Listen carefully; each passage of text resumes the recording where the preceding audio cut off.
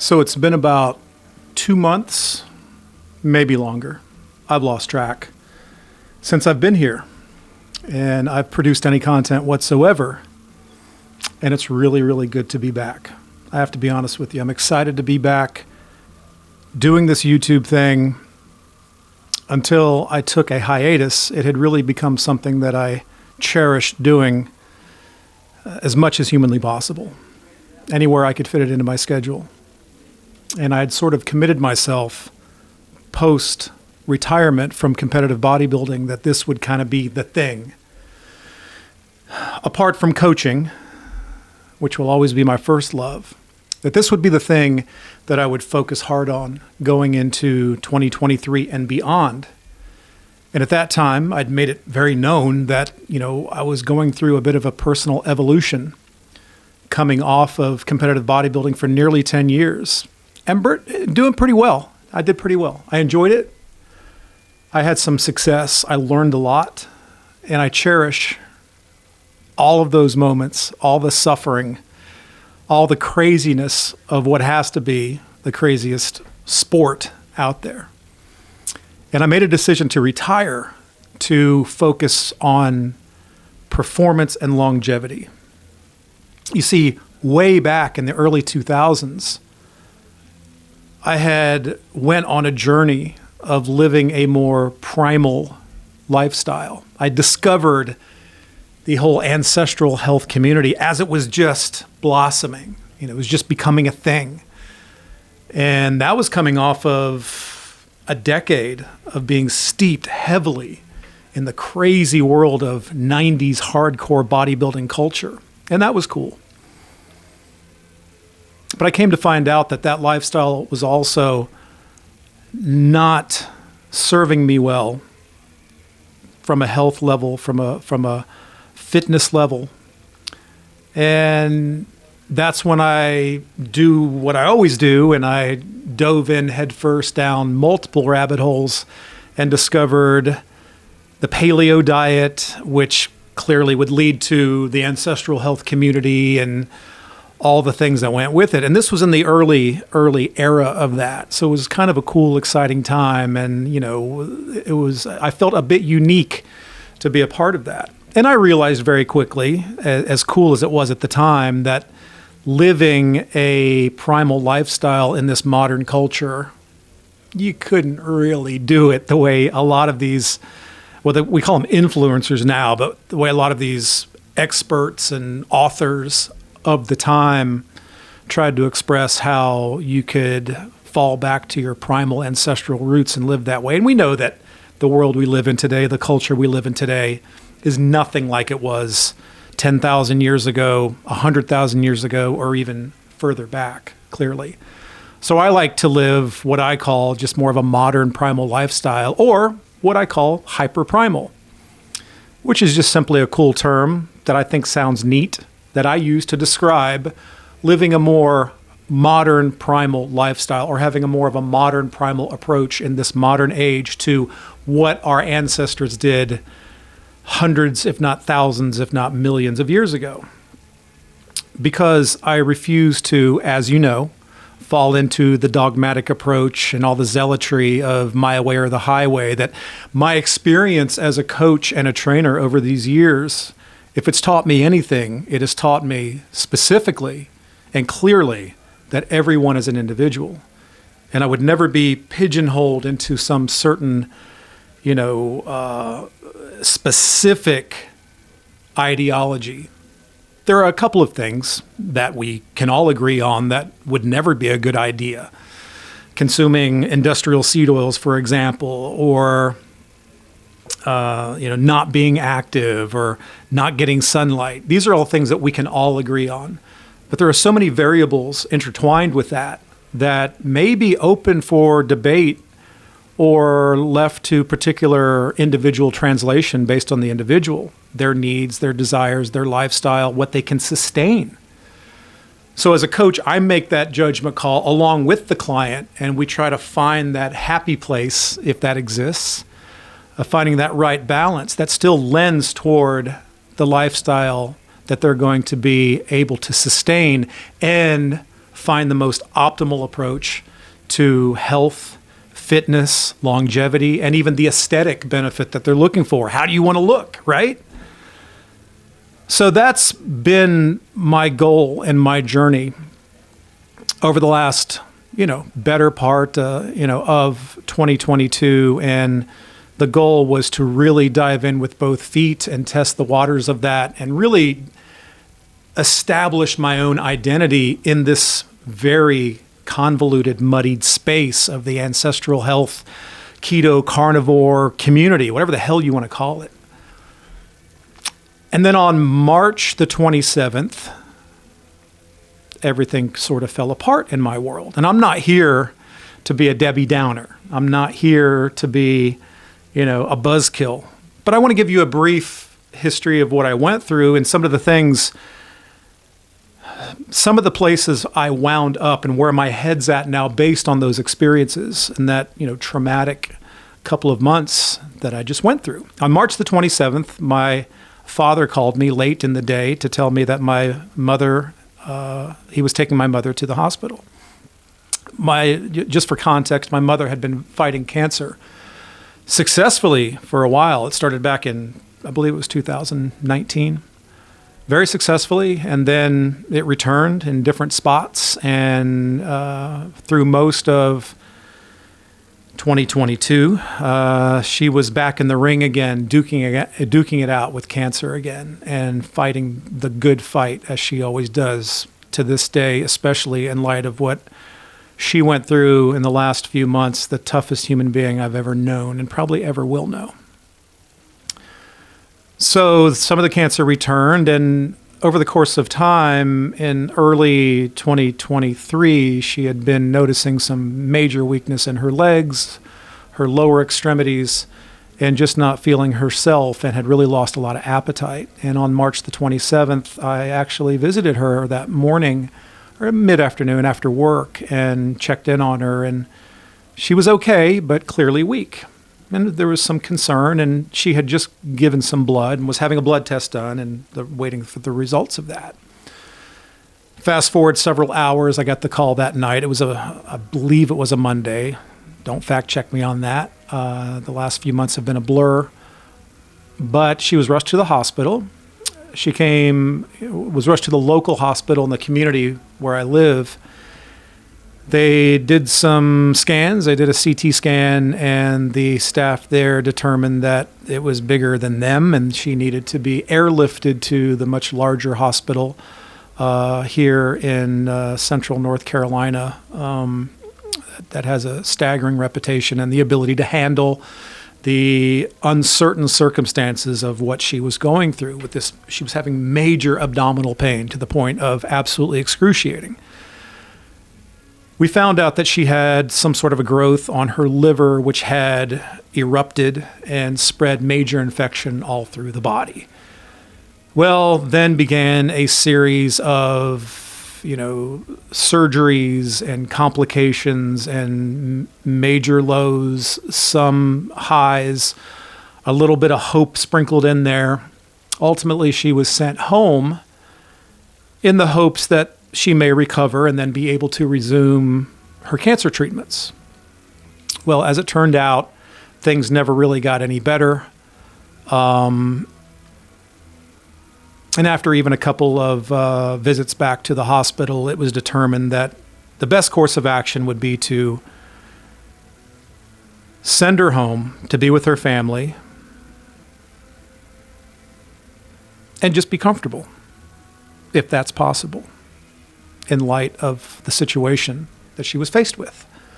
So I pretty much became basically a full-time caregiver. I lived at their home. I'm an only child. Fun fact. Helping my dad, who gave everything of himself to take care of his wife, my mother, of 55 years of marriage. They got married when she was 16 and he was 19. I came out a little over a year later. And that's all they knew. So I didn't want him to fight that fight alone, so I stayed there and it was around the clock care for the most part, helping her in every way possible. She was immobile, couldn't walk. And long story short, she was transferred to a hospice facility, and on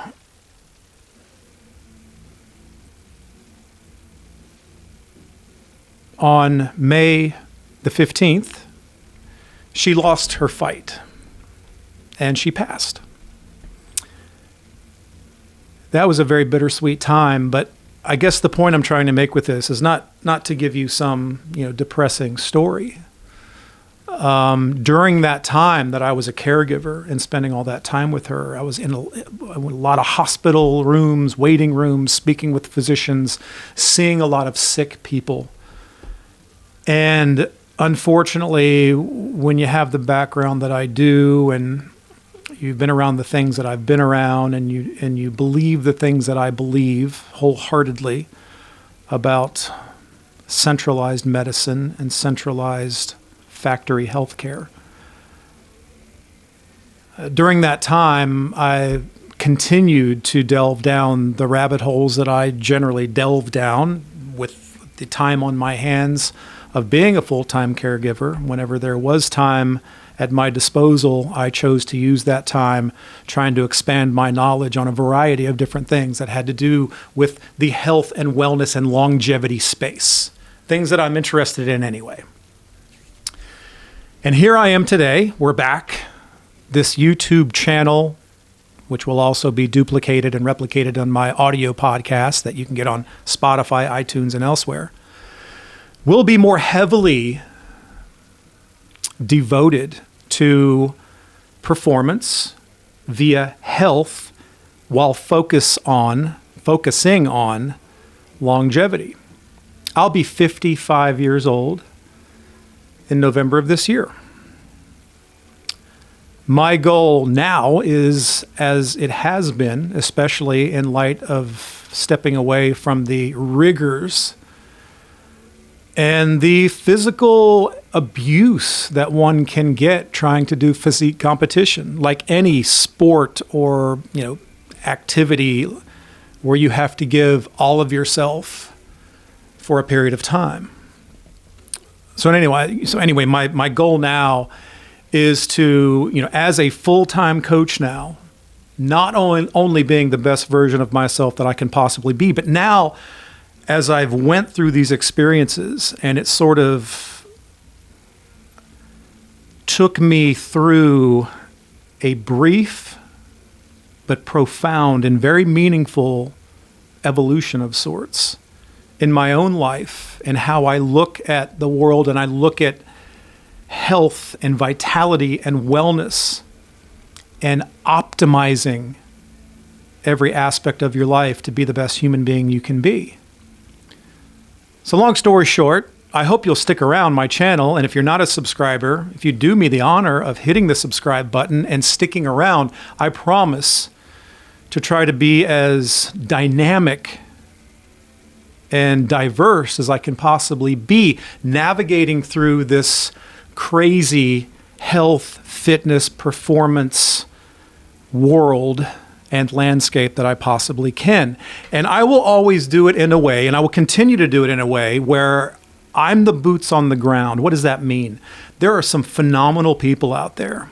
You don't need another, doctor, that's sort of seen the light talking to you about the hard science of carnivore diets and animal-based diets and ancestral health principles and health biohacking and, longevity hacks and the effects of sunlight and the ill effects of modern technology like non-native EMF and 5G and Wi-Fi, for God's sake. We know that stuff's bad, but maybe it's time for me to continue to show you in real time how common folks, like most of us are, can combat these things, and I can share my experiences and my trials and my experiments throughout and share these experiences with you.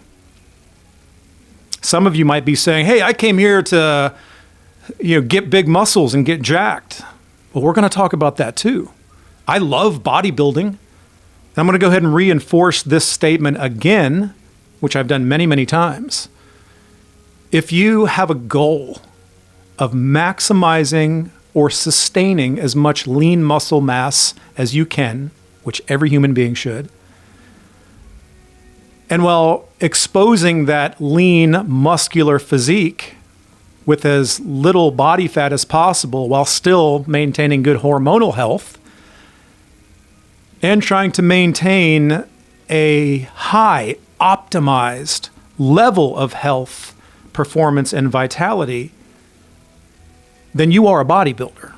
So yes, I will still talk about getting jacked in the gym, but I'm also going to tell you why there are so many other areas of this synergistic way of living that you can incorporate to make yourself the most optimized human being possible, borrowing from our ancestral past, combining that with the very best of the new technology that's out there, and then making sure that we pick apart the parts of this modern culture that affect us poorly, subtracting those and showing you how to do that as effectively as possible without it completely disrupting your lifestyle.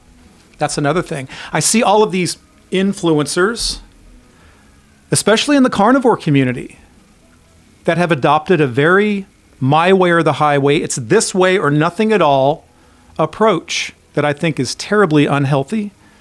And those people are doing no better than the vegans for the most part, especially in the terms of how they express the information and their beliefs. You're not going to get that from me.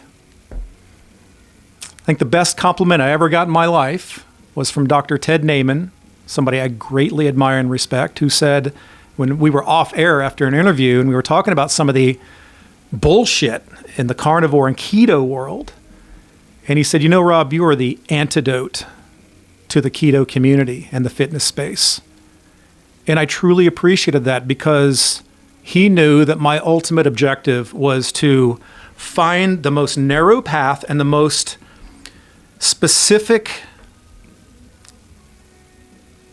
course of action to helping the individuals that I work with, as well as the community of people who gather on social media platforms like this, to help them find the best path for themselves that they can sustain so they can get the very most out of their lives and try to shun the things that are bogging them down. And we realize there are going to be transgressions in people's diets and activity, and things are going to happen. And I'm not going to yell at somebody and finger wag at somebody and make them feel like a redhead stepchild just because they might have had a cup of coffee, or even though I told them they shouldn't have a pair of wireless ear pods in their head, which you shouldn't do.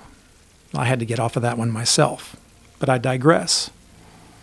So anyway, here I am back on YouTube, and there's lots of content coming, barring any other traumatic events that might land in my lap, God forbid. The first half of 2023 has been bittersweet, and it's kind of sucked. But sometimes there is beauty in sadness. Sometimes there is hope in trauma. This world, this lifestyle, this plane existence that we live on, there is always a balance. And when you emerge from the dark, you will always emerge to light. Not to sound too corny, but it's true. I've really learned that there is a balance. And it's even though there were moments where I was pissed as hell at the entire universe, it hardened me and strengthened my resolve and did callous my hope for the future and realize that, hey, we're all in charge of that. We can wake up and choose to take a positive course of action in our day, or we can choose to piss and moan and let it affect us and take over our lives. I hope you would choose to choose hope.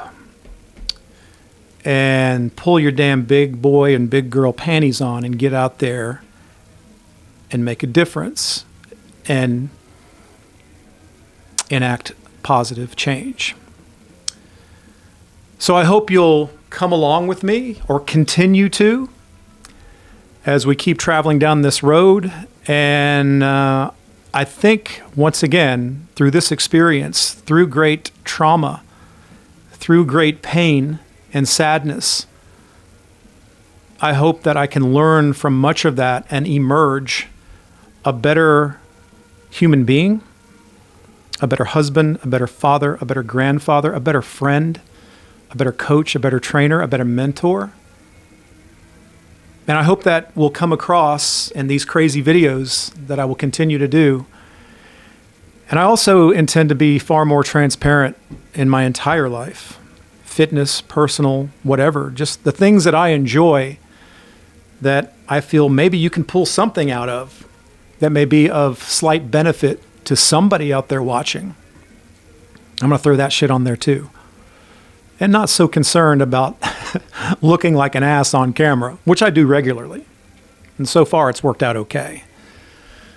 So anyway, it's great to be back. I've got such an incredible outpouring from some of you who did know what was going on, and many just wondered what the hell happened to me. And I appreciate that.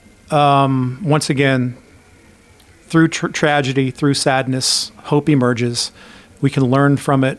We can be better from it. And we can keep digging, keep fighting, keep swinging. My mother did, to the bitter end.